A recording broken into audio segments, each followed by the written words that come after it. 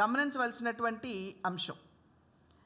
Shias కావచ్చు, Sunny's కావచ్చు, మీరందరూ కూడా వేరువేరుగా మీరు బోర్డులు పెట్టుకోవచ్చు అని చెప్పి వారు చెప్పారు.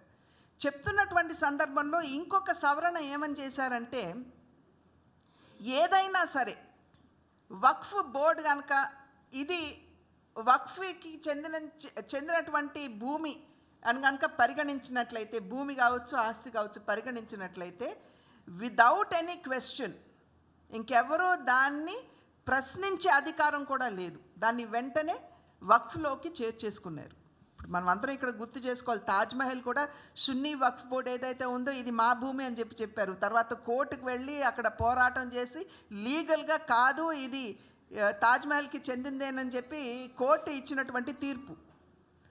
ఈ రకంగా అనేకమైనటువంటి కేసులు ఏర్పడినటువంటి సందర్భంలో ఇది సరి అయినటువంటి పద్ధతి కాదు అని చెప్పి దాని మీద కొంచెం నిర్ణయం చేసినటువంటి నేపథ్యం.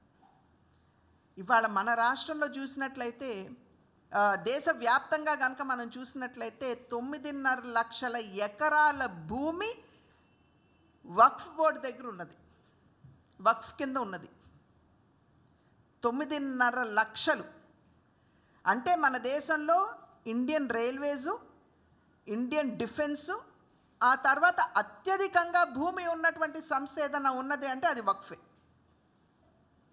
అయితే 9.5 లక్షల ఎకరాల భూమి ఉంటే వక్ఫ్కి వచ్చేటువంటి ఆదాయం ఎంతండి? 163 కోట్ల రూపాయలు. నవ్వుతారు. 9.5 లక్షల భూమి ఉంటే దాని మీద ఆదాయం వచ్చేది 163 కోట్లు మాత్రమే. రాజేందర్ సచ్చర్ కమిటీ అని చెప్పి యూపీఏ ప్రభుత్వం ఆనాడు కాన్స్టిట్యూట్ చేసింది. ఎందుకంటే ముస్లిం మైనారిటీ సోదరుల్లో వారిలో ఉన్నటువంటి వెనుకబాటుతనానికి కారణం ఏమిటి అని నిర్ధారించడానికి ఒక రాజేందర్ సచ్చర్ కమిటీ అని చెప్పి వారు ఏర్పాటు చేశారు. రాజేందర్ సచ్చర్ కమిటీ వారు రిపోర్ట్ ఇస్తున్నటువంటి సందర్భంలో వారిలో వెనుకబాటుతనానికి కారణం వారిలో ఉన్నటువంటి పేదరికం అని, వారిలో ఉన్నటువంటి నిరక్షరాస్యతని, వారిలో ఉన్నటువంటి నిరుద్యోగం అని, ఇటువంటి అనేక అంశాలు రాజేంద్ర సచ్చర్ కమిటీ తెలియచేస్తూ వక్ఫ్కు ఉన్నటువంటి ఆస్తుల్ని కనుక సద్వినియోగం చేసుకోగలిగితే, సరిగ్గా సద్వినియోగం చేసుకోగలిగితే 16,000 కోట్ల రూపాయల మేరకు ఆదాయం వచ్చే అవకాశం ఉన్నది అని సచ్చర్ కమిటీ రిపోర్ట్లో క్లియర్గా అక్కడ స్పష్టంగా ఆయన తెలియజేసినటువంటి విషయం. 16,000 కోట్లు ఎక్కడ? ఏది రాజేంద్ర సచ్చర్ కమిటీ రిపోర్ట్ ఎప్పుడండి? ఒక 10 సంవత్సరాలు అవుతుందా? 10 సంవత్సరాల క్రితం. 16,000 కోట్లు 10 సంవత్సరాల క్రితం ఎక్కడ? 163 కోట్లు ఆదాయం ఎక్కడ? అంటే నిజంగా ఆ వక్ఫ్ భూములు కనుక సద్వినియోగం చేసుకుని వాడుకోగలిగినట్లయితే అసలు మైనారిటీ సోదరిమణిలో ఉన్నటువంటి ఈ వెనుకబాటుతనం, నిరక్షరాస్యత కావచ్చు, నిరుద్యోగం కావచ్చు, పేదరికం కావచ్చు, వీటన్నిటినీ కూడా దూరం చేసుకునేటువంటి సామర్థ్యం వక్ఫ్ దగ్గర ఉన్నది.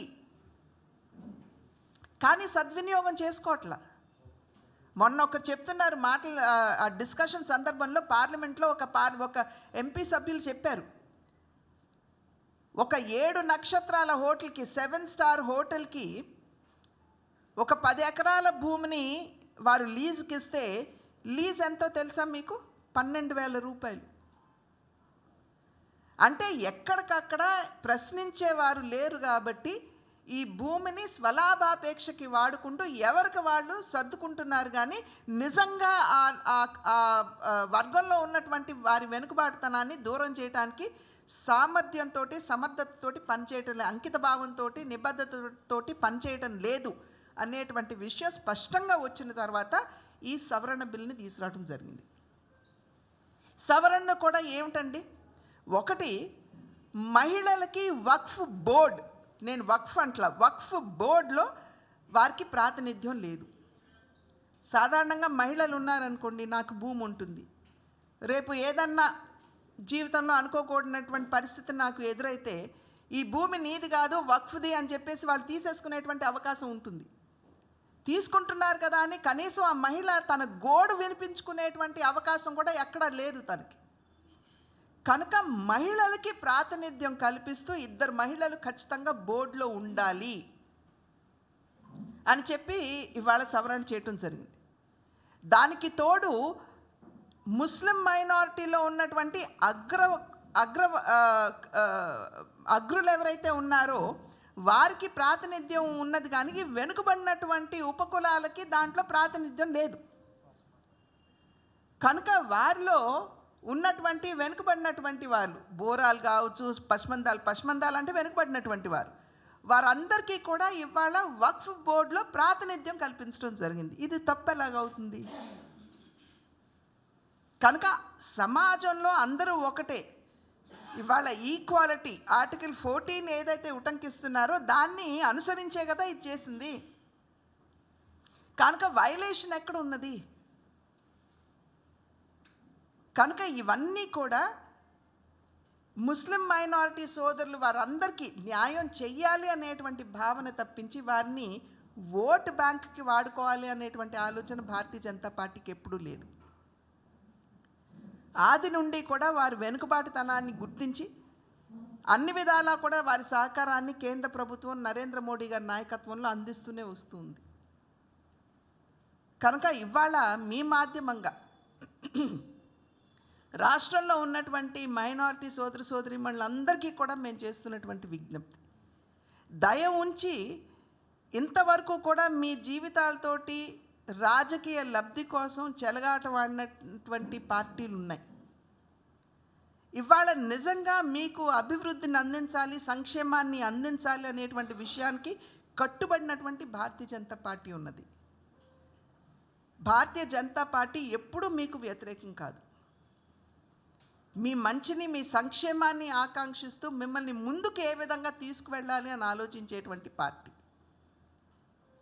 కనుకనే మరి అబ్దుల్ కలాం గారిని రాష్ట్రపతిని చేసిన ఈ రకంగా అన్ని విధాలా కూడా మీకు సహకారం అందిస్తూ వస్తున్నటువంటి భారతీయ జనతా పార్టీని మీరు ఆశీర్వదించండి.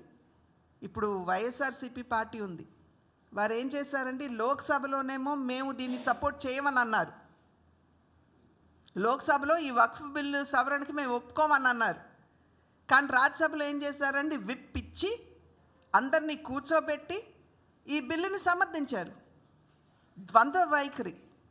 భారతీయ జనతా పార్టీ అట్లెప్పుడు మీ జీవితాలతో చెలగాటం ఆడలేదు. నిజమైనటువంటి సంక్షేమాన్ని మీకు అందించాలనేటువంటి విషయానికి కట్టుబడి ఉన్నది అని చెప్పి మీ మాధ్యమంగా అందరికీ తెలియజేసుకుంటూ సెలవు తీసుకుంటున్నాను.